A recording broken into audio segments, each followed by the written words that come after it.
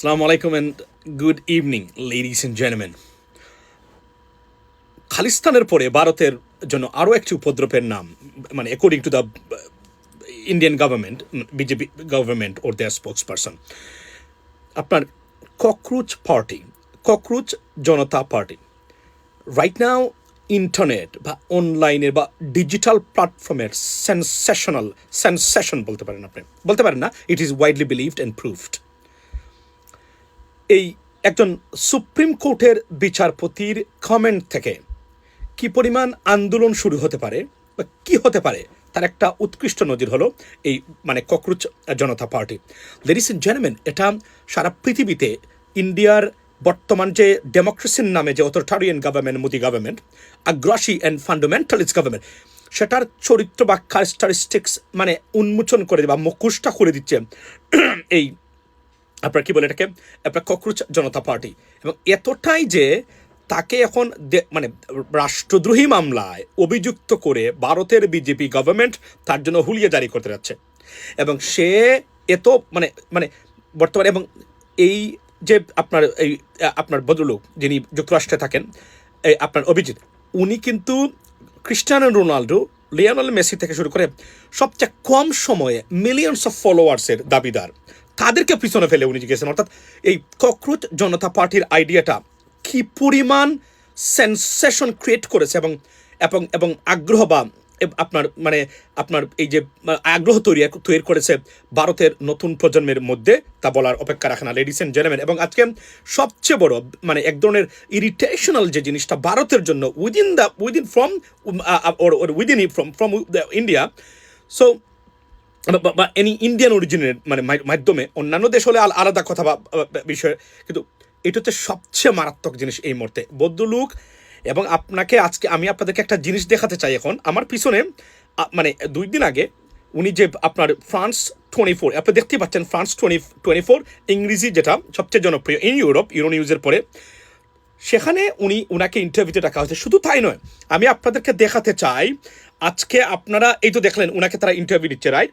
Look at Al Jazeera, এই দেখেন Al Jazeera পর্যন্ত আজকে রিপোর্ট করেছে। এই যে এটা এখানে এটা সরি এটা মানে টিকটকে ভিডিও বলেছে, এই দেখেন আল জাজিরাতেও আজকে তাকে ইন্টারভিউ করেছে এবং মানে আমেরিকান মিডিয়াও তাকে আপনার ইন্টারভিউর জন্য ডাকতেছে। অর্থাৎ এটা মানে আপনি দেখেন মানে ধর্মের কল বাতাসে নড়ে একটা শব্দ কথা আছে না, ঠিক সেই কথাটাই জন্য এখানে আপনার মানে আপনার প্রমাণিত হচ্ছে।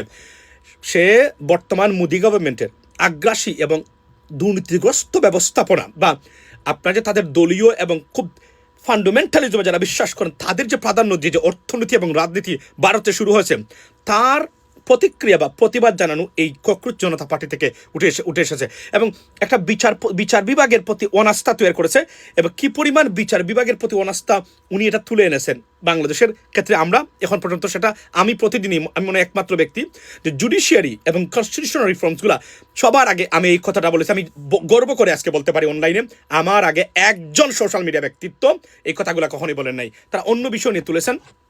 আমি আজকে বছর পর বছর ধরে বাংলাদেশের প্রাতিষ্ঠানিক রিফর্মসের কথাটা তুলে আনছিলাম এবং আমার এগুলো এখন অন রেকর্ড আছে।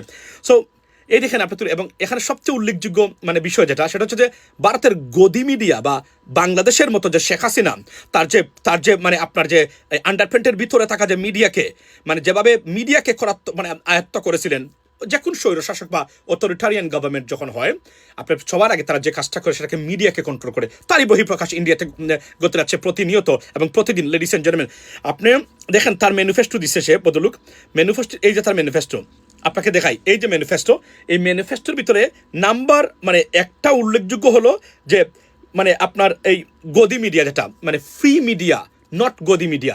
আপনি কল্পনা করতে পারেন এটা ভারতীয় মিডিয়ার জন্য কতটা লজ্জাজনক।